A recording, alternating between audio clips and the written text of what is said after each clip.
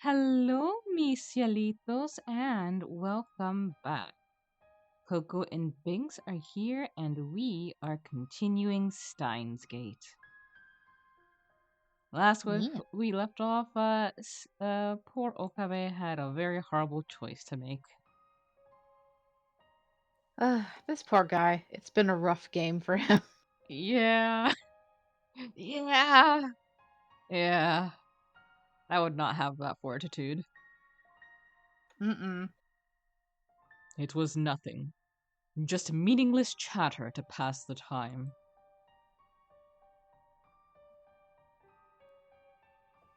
I felt so happy there.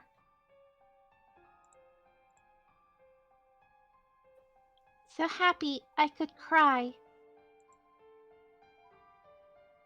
I wanted to stay like that forever. But that doesn't mean I don't like how things are now, okay? Mayuri shakes her head in denial.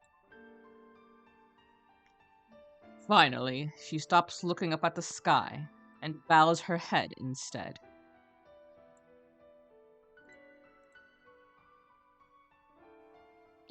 I haven't talked to Okarin much lately.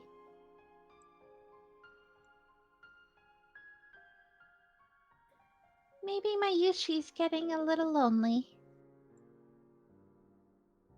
It's true, I haven't had time to talk to her much lately.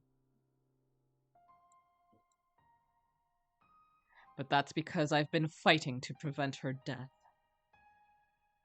To keep her dreams to keep her dreams from coming true. All so that Mayuri will keep smiling. I never again want to see her cry like she did on the day her grandmother died. But I don't want to be a burden on Okarin. That word again. Burden. I never thought of her as a burden. My Yushi's just one big nuisance, isn't she? Granny, Mayuri lifts her face once more. I can't stay like this forever, can I? Of course you can! Huh? When I finally speak to Mayuri, she turns my way with a surprised expression. Her face is so soft, so innocent. Slowly, her lips curve into a smile. It's Okarin. Wow, how'd you know I was here? I always know where my hostage is. Hostage. You cannot escape my grasp. Not ever! Oh. But don't wear yourself out, okay? Mayushi's a little worried. Yoin Kyoma is not so weak as to require your concern. When the time comes, I'll tell you everything. Huh? So stay with me until then, like you always have. Okay. Mayuri stands up and turns to the grave once more. As an offering, she leaves a brand new white lily, as well as some dango dumplings. Let's head back, Okarin. Shouldn't we get some dango for ourselves first? I always wondered what they taste like. Yeah, same. Back when we used to visit the cemetery together, it was part of our daily routine to eat dango on the way back. Like, is it dang mango? Like, what is it? I think it's just super sweet. Mm-hmm. Maybe like cotton candy, but more solid. I don't know. I have no idea.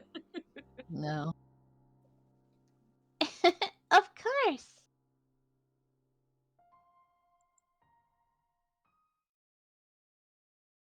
She's so sweet. I'm just so scared that at the end of everything he's been through, that he's still gonna lose her. Yeah.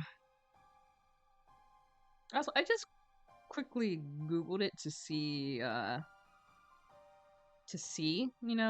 what it's described as. And it's made out of rice flour, so I guess it wouldn't be that sweet. I'm not sure. Oh.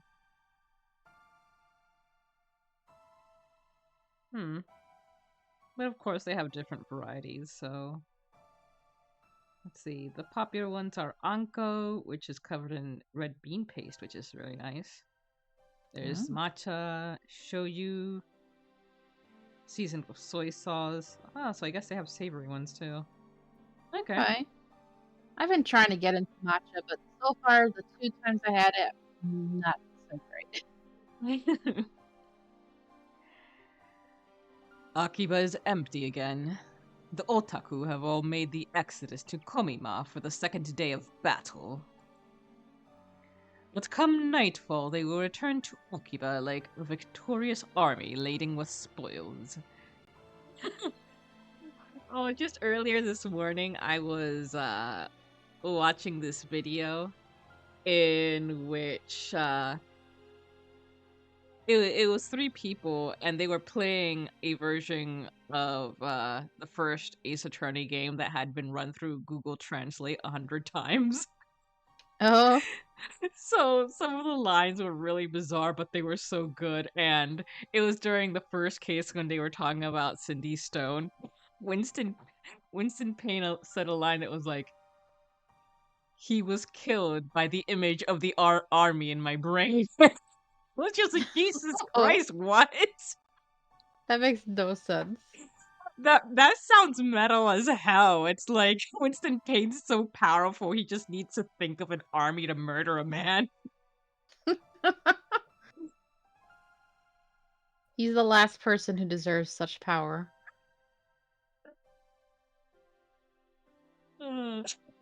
Another really good one that came from the judge was he was just like, God is silent. Wow. But come nightfall, oh yeah. I know Daru has gone to Komima. The question is, has Mayuri? I hope she has. I want things to be normal again. I remember what I heard yesterday. The feelings Mayuri expressed at her grandmother's grave. The events of the last few weeks have affected her as well. After I escorted Mayuri home back from the cemetery, I spent the whole night racking my brain for a third option, a way out of this mess. My thoughts were a jumble, ideas coming and going too fast to judge which were right and which were wrong. But of course, there isn't a right choice here. For in the end, it always comes back to the same question. Who do I let die? The way you said that reminded me of Sakura. Sakura? I did that. Yeah, I did that on purpose. I can't see that line anymore without thinking of her. Yes. Thank you, Game Grumps. Thanks. And no matter how I try to dance around it, the answer is always the same. I can't choose. Is there no one else who can make this decision? No. Even if it were, I know I'd never accept their choice, whichever it happens to be. So that means he's not going to be happy with us for making a choice at the end. He just sticks his arms through the screen and starts choking us. Yeah, probably. Once again, I'm heading for the roof of Rodicon. Oh, he's built like a string bean. We could fight him off. Oh, we could. You saw how much he struggled against Moeka. I had to get out of the lab. Mayuri or Kurisu might return at any moment, and I can't face them right now. I look up at the sky. The clouds are dark and heavy. It could start raining any minute now. I thought I was alone, but someone was here before me. Kurisu is lying in the middle of the roof, arms and legs spread as if making a snow angel. The image of Kurisu in a pool of blood flashes through my mind. Is she all right?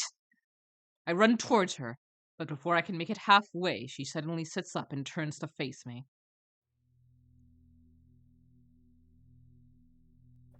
Okabe.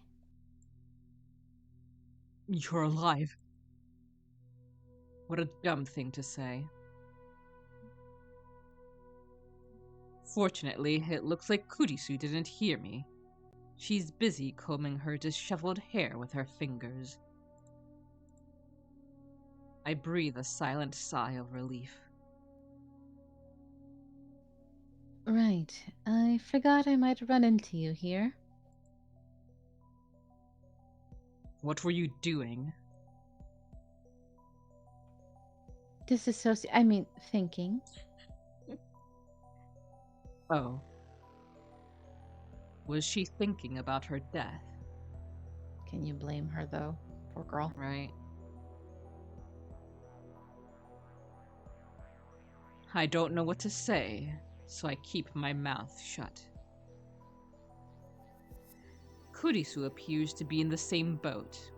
She's staring at the capsule toy dispenser in the corner, her face wearing the usual frown.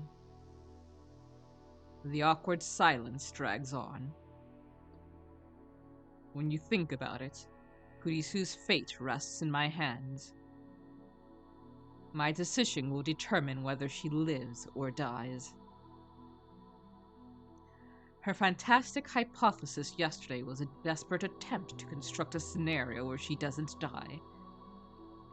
Even if she believes that her theory is correct, it must be difficult for her to avoid imagining her own death. I force a smile.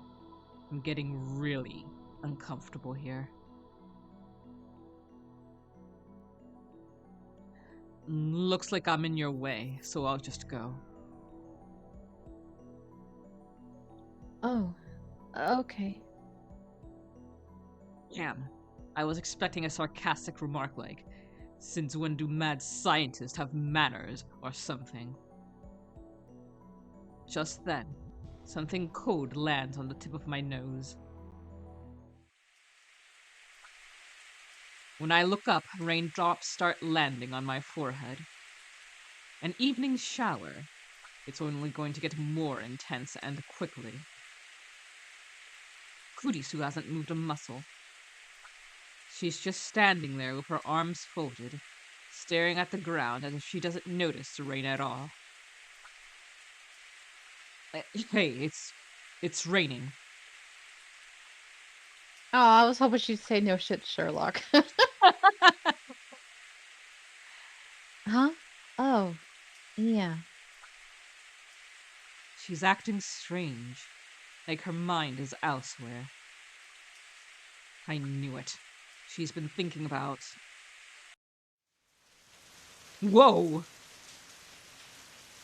In less than a minute, the rain turns into a full downpour. We had no time to seek shelter.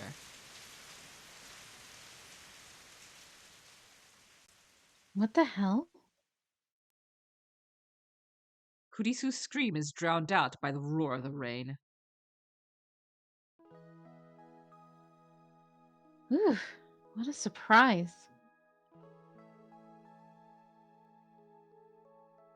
That's what you get for tempting the sky gods. Now safely inside the building, we take a moment to catch our breath. It's been a week since Suzuha's time machine disappeared, but Radikan is still closed. The lights are off, and it's pretty dark inside. You should have warned me sooner. Even my underwear. TMI? Same here. I bet you're glad it's dark, huh? What do you mean? If the lights were on, I'd be able to see everything. Even in the dim light, I can tell that Kurisu is scrambling to cover her chest. Ugh, I forgot that you're a perv, too. You're the one who announced your underwear was wet. Just drop it. If you're imagining what color my underwear is, I'll kill you. Well, that's one way to resolve your possibly dying issue. Right? I'm not imagining anything. She's too self-conscious.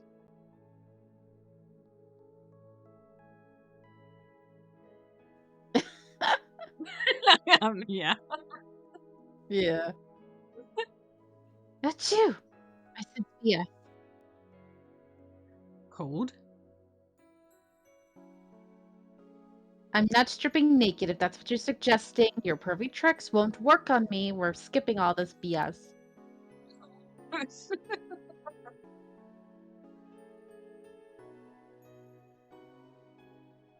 Damn! Oh my god. Another word and I'll make you eat your cerebral neocortex with ponzu sauce. That sounds tasty. Yum. Sorry. Please, spare me that horror. That's Still, actually these- something Hannibal Lecter did something like that. Oh, okay. Did he like it? I don't like yeah, he made someone eat part of their own brain. It was pretty horrible. Still, these wisecracks are a welcome distraction. A storm like that shouldn't last long. Guess we'll just wait it out. 5 days later.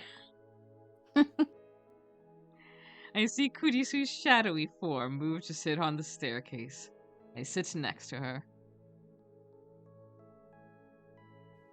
Hey, get your own stair. What? You're the one who said not to speak. You're too close. Don't come any closer, okay? You can stay where you are, but come any closer and I'll push you away, okay? I'll push you down the stairs. Our bodies gradually grow cold. We start shivering. Maybe I should take off my wet clothes. But if I do that, Kurisu would just call me a perv again. Better not. My eyes gradually adjust to the darkness. I can see Kurisu more clearly now. She's huddled up against the wall. Don't look at me. Impossible. How can you see where I'm looking? Does she have infravision? If you can see her partially, she can see you, bro. So you were looking. Shove. Damn, she used leading question on me. That's such a high-level technique. I avert my eyes from Kurisu and take off my lab coat. That's when I notice my coat is torn at the shoulder. Damn, must have caught on something when we ran inside. What are you talking about? Just a little tear in my coat. Is clumsiness one of your character traits? Don't be ridiculous. I'm a mad scientist. I bear the curse of insanity, not clumsiness. It ¿Por qué no seems los like... dos? It seems like forever since I talked to Kurisu as Hyoin Kyoma. Yeah. Kurisu suddenly holds out her hand. Give it here. What, do you carry a needle and thread? What? Oh, come on. I could see it being Mayuri because she, she sews clothes and stuff, but really? Whatever. I happen to have a sewing kit with me. I'll stitch it up for you. A sewing kit? You? Something wrong with that? I mean, it's weird, but whatever. I hand over my coat as asked. You're an experiment-loving girl. You're not supposed to be domestic. Can't I be a domestic experiment-loving girl? It's not about domestic. It's like, I don't know any other hobbies that you've displayed in regards to that. Yeah. You? Domestic? Relatively. Maybe. Well, actually, I don't know the domesticity index for Japanese high school girls these days. There's an index for that. First I've heard of it. Kurisu skillfully threads the needle despite the darkness. It's wet, so it's kind of hard to thread. Did you really just happen to have that on you?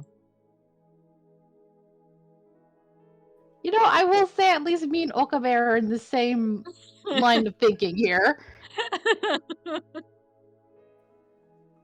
Get over it already. Is it really so wrong for me to have a sewing kit? Yeah, Binks, is it so wrong for her to have a sewing kit? It just felt way too coincidental. Okabe agrees with you. It's not wrong, it just seems like you planned for this. So you're saying I brought it with me because I somehow knew your coat was going to get ripped. Uh-huh. Ridiculous. Okay, stop calling me and Okabe out, okay? And before you get the wrong idea, I'm not fixing your coat because I want to or anything, okay? Fucking bash her with the Soon Hammer. Yeah! Nice tsundere line. Don't mock me. You just happened to tear your clothes, and I just happened to have a sewing kit handy when you did. It's coincidence, that's all. I love this game because everything we're saying, they're just like addressing immediately. It's perfect. Coincidence. Hey, you didn't time leap, did you? I actually thought that myself. I was like, So now you're saying that I went back in time for the sole purpose of repairing your stupid lab coat. Uh-huh. Ridiculous. Ridiculous. There. It's so important. I said it twice. ¿Comprendes? No. You're right. If you had time leaped, you would have brought a towel, not a sewing kit.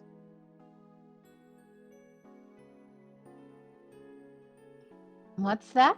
Sarcasm? All you do is complain.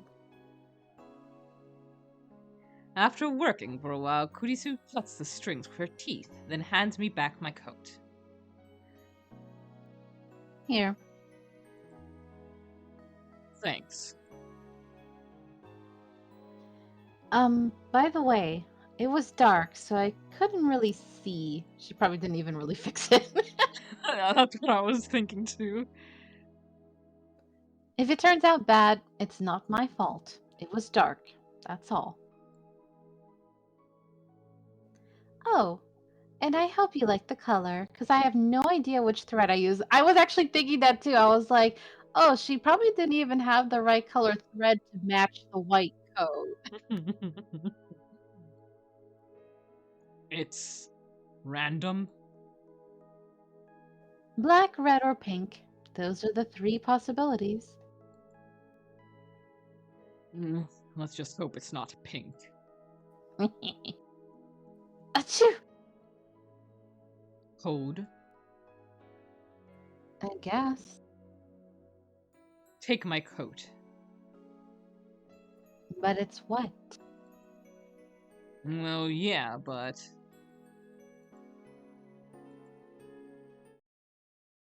Silence again.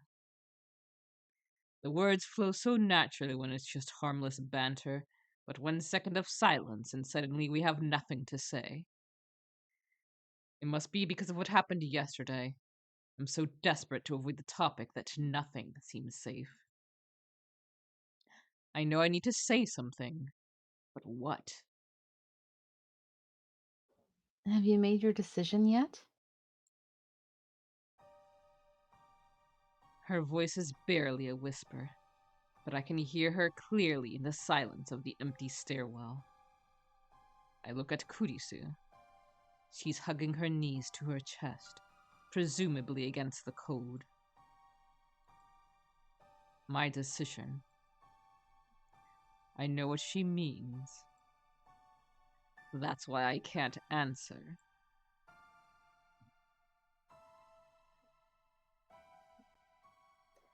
You still haven't made up your mind?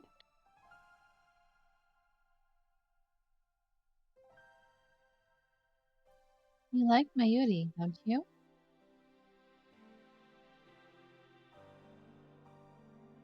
What? Where did that come from?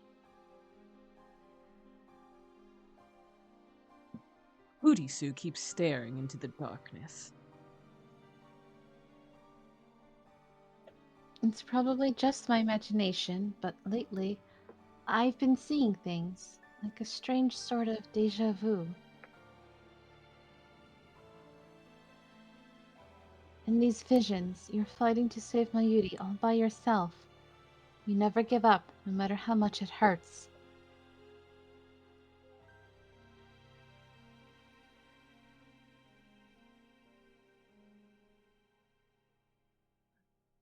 Kurisu, too.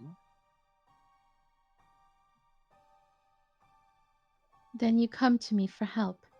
You're so desperate, so earnest, that I just have to do what I can.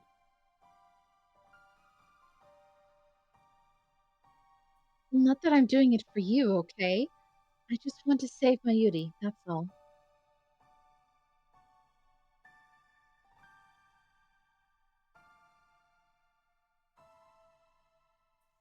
Anyway, these images are stuck in my head, like memories. So Kurisu's the same. She still has faint memories from previous world lines. I tried self analysis. Maybe I'm mistaking dreams for reality, projecting my hopes and fantasies. I don't know.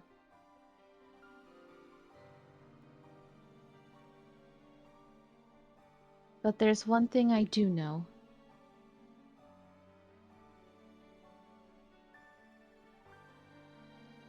You have to save Mayuri.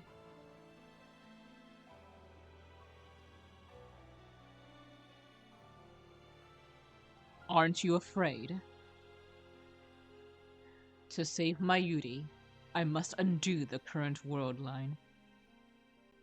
If I do that, Kurisu will die.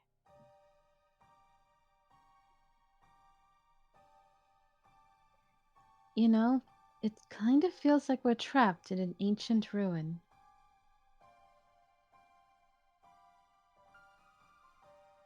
Kurisu suddenly changes the subject. She looks around the dark, empty stairwell. Like the world ended.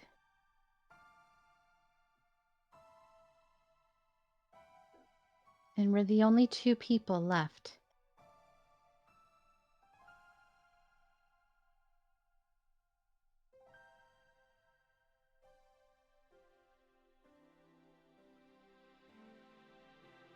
I've been thinking. Say you go to the Beta World line, and everyone else goes with you.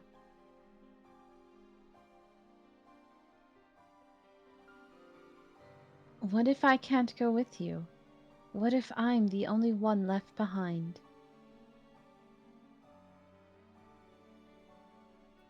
Would the entire world become like this place? It's just a theory, but I can't help but wonder. I need to say it. I'll save you. Not just my Yuri, but Don't make promises you can't keep. Kurisu cuts me off sharply, then buries her face in her knees. You asked me if I wasn't afraid.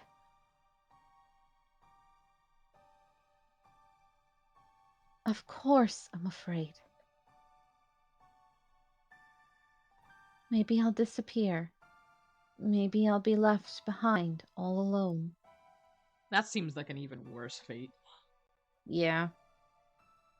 I used to have nightmares like that of just being the only person in the world.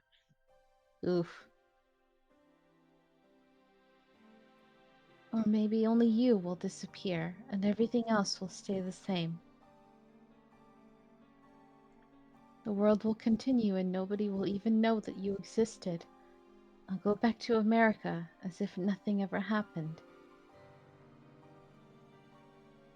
Maybe, maybe, maybe. I feel hopeless just thinking about all the possibilities. Oh, could you say that line again? You're getting muffled. Okay. I feel hopeless just thinking about all the possibilities. But even so,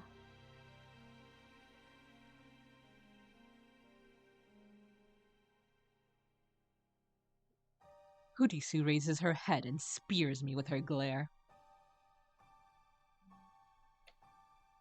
do you think I would tell you to let Mayuri die?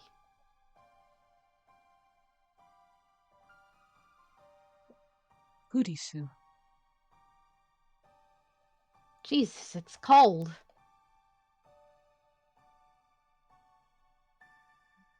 Kurisu grabs her own arms. In the darkness, I see her shoulders shaking. It's because of these wet clothes. This sucks. Anyway, enough of this nonsense. Nothing but conjecture, baseless, worthless. I want to cut open my skull and excise the part of my brain that comes up with these delusions. There we go. Now she's talking to herself in an angry tone. Kurisu has always been calm when faced with the unknown. I admired her for that. I thought she was facing this calmly too.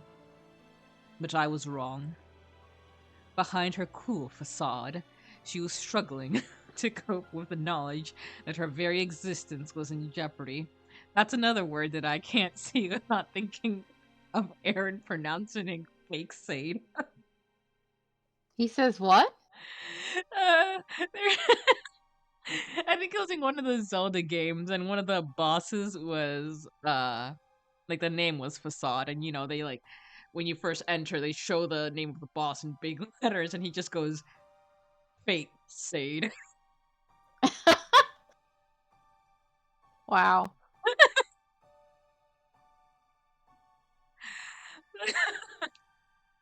That's funny because then it's almost like he's pronouncing like there's two C's or something, you know? Yes. She was fighting that fear all alone, and I always have to. I always want to pronounce it fake Sade.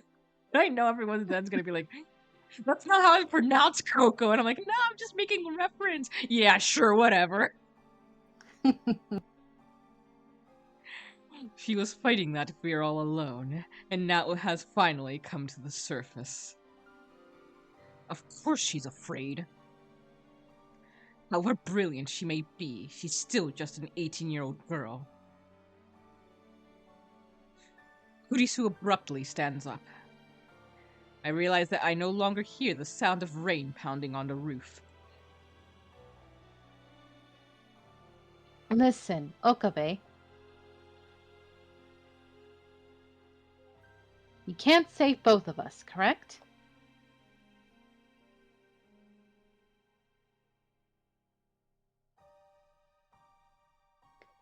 No matter how you struggle, it's one or the other. But No buts. My answer won't change. Save Mayuri. I hear the pain in her voice, and also the resolve. Kurisu has made up her mind. Oh. I look away and clench my fists. My nails dig into the palms of my hands. Are you telling me to give up? To abandon you? I could never do that. You can, and you must. There's no other way. No! You're our friend! I won't abandon you! Okabe. Kurisu drops to her knees and grabs me by the collar. I gasp for breath as she stares into my eyes. Her eyes are hard and stern. It's always like this when she scolds me. Always the same glare. So beautiful. Is there another solution? There isn't, is there? I don't want to live if it means sacrificing Mayuri. If you don't save her, I'll never forgive you. This can't be happening. I hate this choice with no right answer. I hate the universe for being so cruel. And most of all, I hate myself for forcing Kurisu to speak these words when she is the one with the most to lose. Tears well up in my eyes, but I bite my lip and hold them back. Is there really no other way? I can't bear it. I look straight back at Kurisu as she holds me by the collar. Huh? And tightly embrace her slender body. Her clothes are still wet from the rain, but all I fear is the warmth radiating from the core of her being. But you're right here. Why does it have to be this way? Okabe. Tension drains from her back and her hands. She gives her whole body to my embrace. Thank you. I know you're hurting for me. But you've done enough. I'm fine. So just think about Mayuri, okay? Despite her fear, Kurisu has made her choice. Oh, y'all are giving me feels. I don't like this. Yeah. Uh, it's time for me to do the same. I need to decide, here and now, the future of the world. Which friend to let die? Holding Kurisu tightly, I whisper into her ear.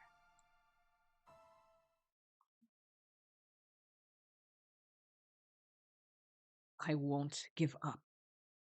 Ever. I wonder if that was our branching point. Mm-hmm. Kurisu suddenly pushes me away. She steps back. Her face is hidden behind her hair. But her fists are trembling. Her body exudes raw fury. This is ridiculous, you motherfucker. Oh, wow. She's like, we just had a very sad, touching, emotional moment, and now you're still being stubborn? Like, come on, man. Whoa.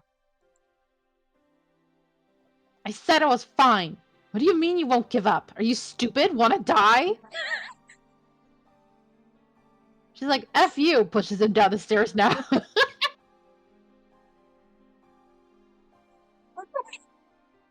don't know why that question always cracks me up, and it happens so much in anime and like The Japanese whole wanna video die games. thing. Yeah, it's like, actually, I hadn't thought about it before, but now that you ask.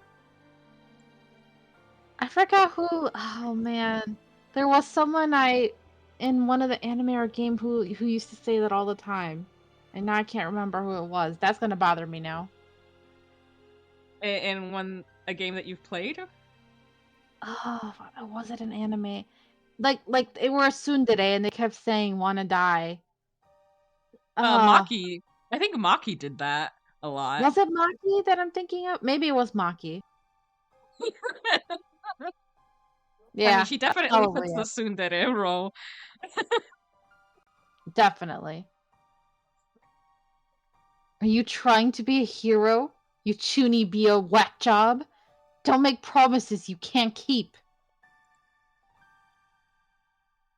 Your stupidity is infuriating. Why can't you just do as I say?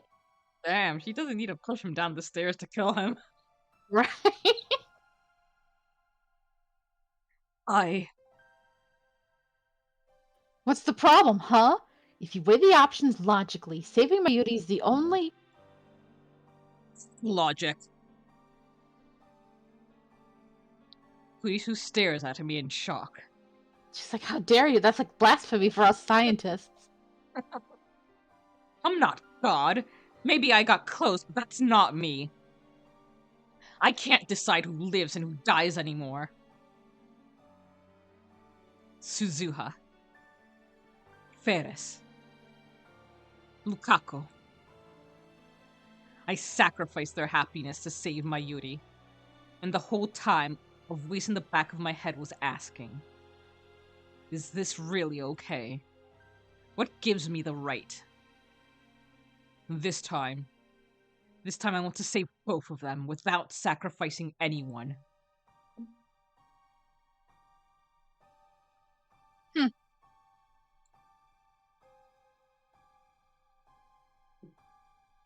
Kurisu turns away with a frown and starts tapping her foot in a clear gesture of displeasure.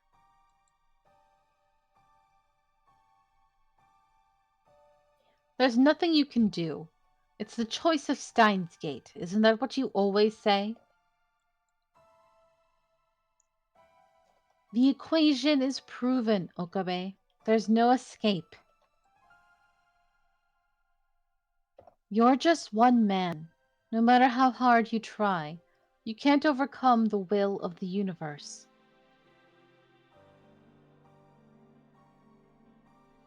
I know, but I'm still going to try. I won't lose Mayuri or Kurisu. Ugh. I can hear Kurisu grinding her teeth. Then she turns her back to me. Have it your way, but I'm not helping. I'm going back to America, and that's that. Goodbye. I don't expect we'll meet again, Hyoi and Kyoma.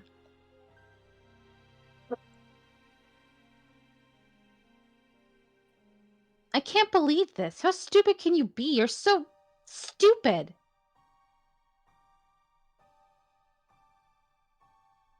Kurisu disappears down the stairs, muttering insults until I can no longer hear her.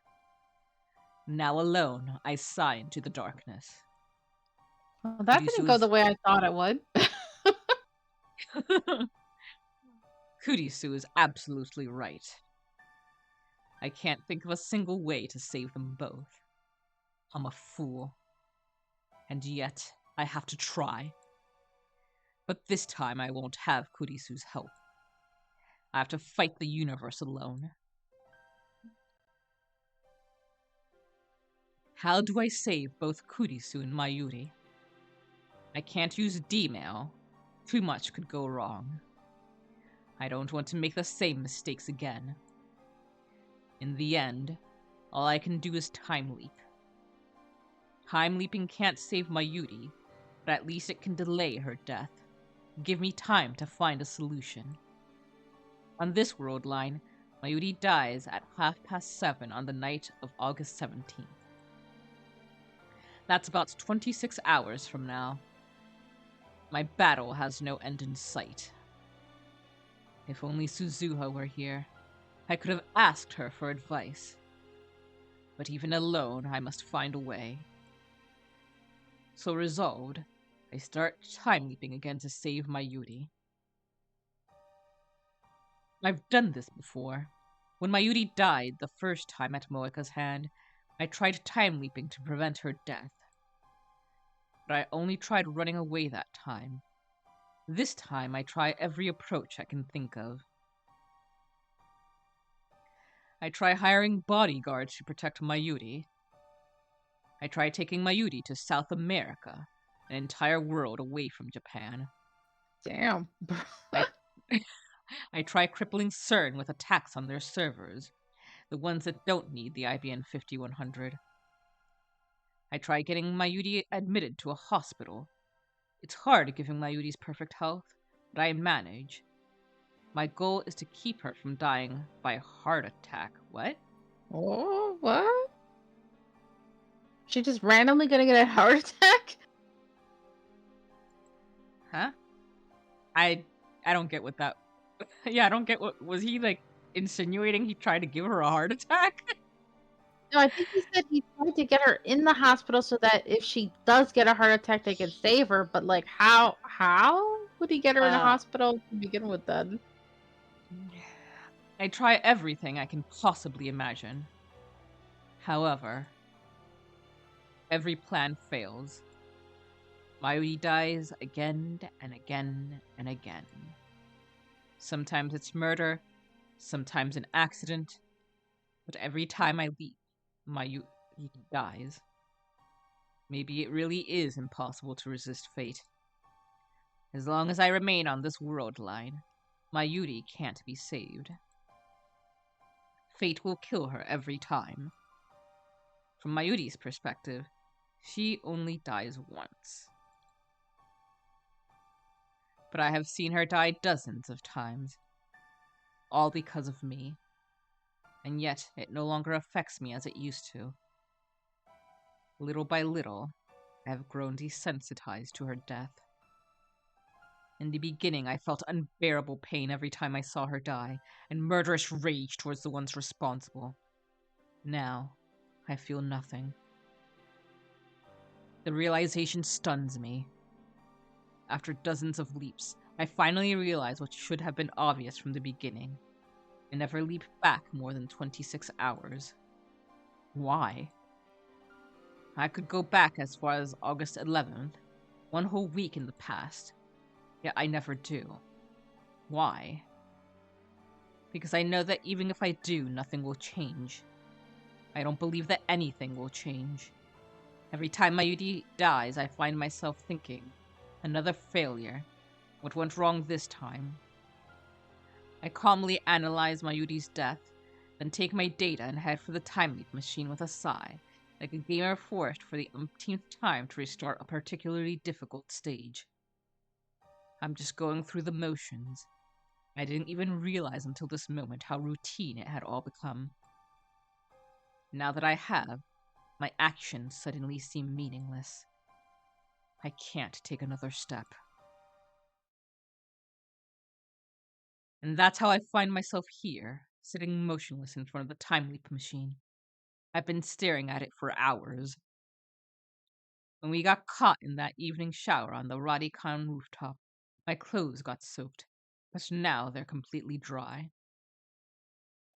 My body temperature has dropped, but I don't have the energy to warm myself with a shower. I sluggishly get to my feet and pick up the headset. The sight of it fills me with resignation. Resignation. That's all. There is no desperate drive to save Mayuri, no hope that this time I might succeed. Those emotions are long gone. In truth, they have been gone since my argument with Kurisu. Deep down, I always knew that she was right. I pretended not to see it. I told myself that the time leap machine could solve everything. But that was just an excuse, a last attempt to satisfy my ego. In the end, all I'm doing is Running away? I turn around in surprise, and there I see Kurisu standing in the doorway. I thought she never wanted to see me again. Why is she here? Why? Kurisu ignores my question and fixes me with her usual glare. Time leaping. It's just running away.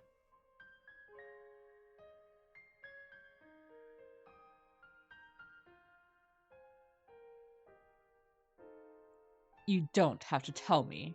I already know. I know all too well. In the end, all I'm doing is running away. Running from responsibility. Running from the decision. If I had known I would have to make this choice, then I would have refused Suzuha when she entrusted me with her mission. I've hurt people. Lots of people. Just to save Mayuri.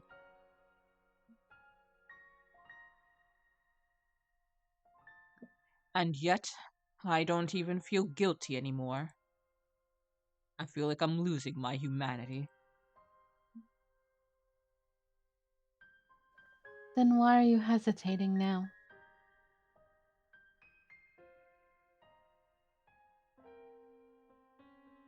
Maybe because my insurance, the time leap machine, isn't effective. Or maybe I just haven't mastered it yet. Maybe I haven't tapped into its full potential. Running only makes it hurt more. She suddenly looks away. Then she leans against the wall and smiles bitterly. I should know. Is Kurisu running too? From what? Look at yourself, Okabe. You look like you've aged a decade. And you already looked older than you are. Your heart can't take it anymore. You don't need to beat yourself up like this. Just accept the truth. Like I L- said, you can't stay here. Go to the Beta World line. Go to the world where Mayuri doesn't die. Not just for your sake, but for mine as well. She's right. I have no other options left. No more D-mails, no more time leaps. There's no perfect world where both Kurisu and Mayuri live. Maybe there are things I have yet to try, but I'm certain that all of them will end in vain. As long as I stay on this world line, Mayuri will die. And if I go to the Beta world line, Kurisu will die. We'll never be able to talk like this again. It's only been 20 days since we met, and yet memories of Kurisu flash before my eyes.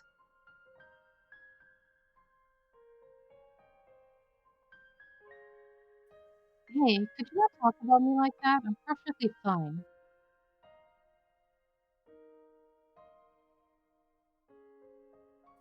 Let's say we wanted to make a machine that could physically transport people through time. What would we need?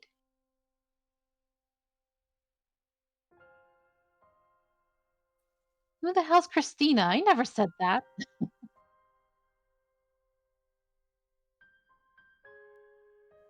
I don't want to deny who I've been, because even my failures are a part of who I am today.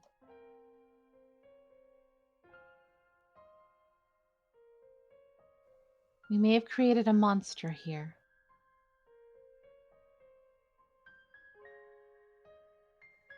You said I was your friend, remember? You said I was important to you.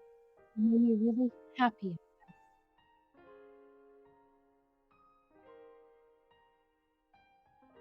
Once we're done upgrading the phone wave, I want you to come with me.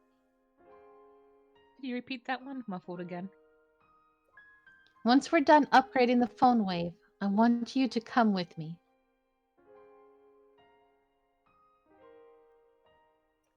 I want to be your strength.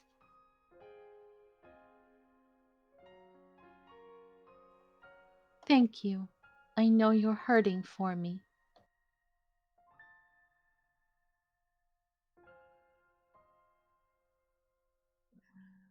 So much has happened these past 20 days.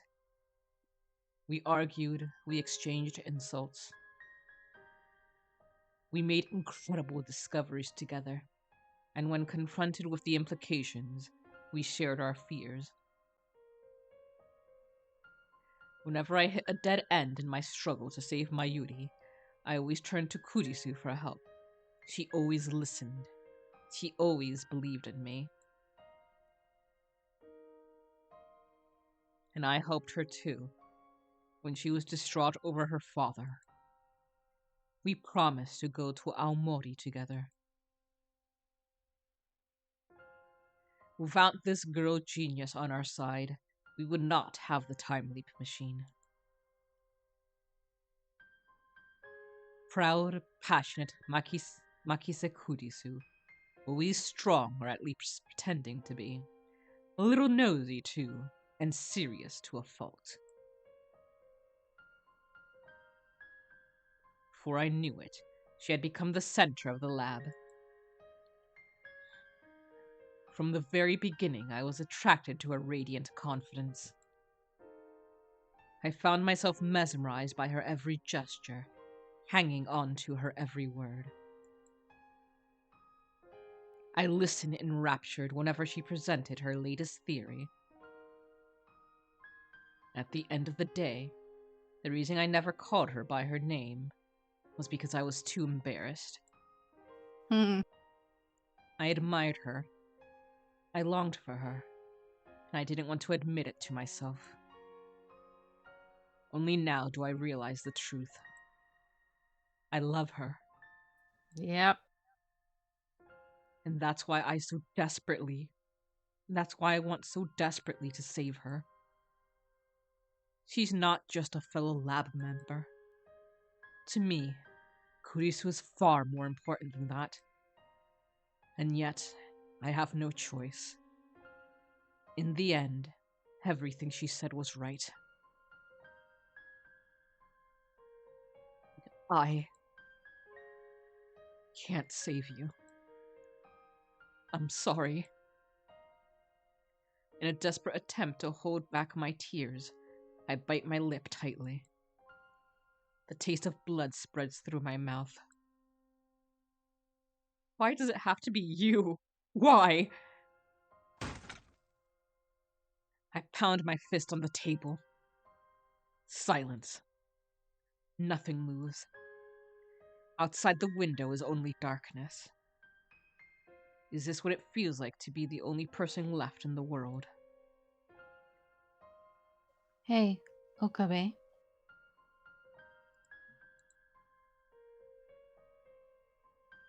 Once you go to the Beta World line, Mayuri and Hashida, don't forget the time we spent together, right?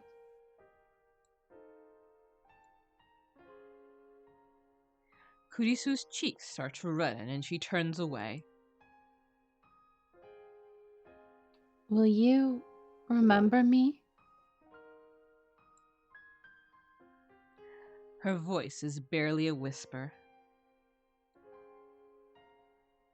Of course I'll remember you. Of course I will. There's no way I could ever forget the girl most important to me. Uh, you mean, what the hell are you saying? The truth. But proof. I need proof. I can't come up with a formula otherwise. What a dorky response. Kurisu is getting flustered for some reason. When the anterior pituitary gland hypersecretes ACTH, a gamma waves induce stochastic resonance. We can assume an infinite Hausdorff dimension for the Hilbert curve. Girl, Huh?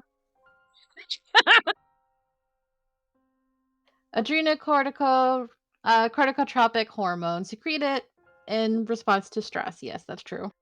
Okay, then I need you and me to chill out on that front.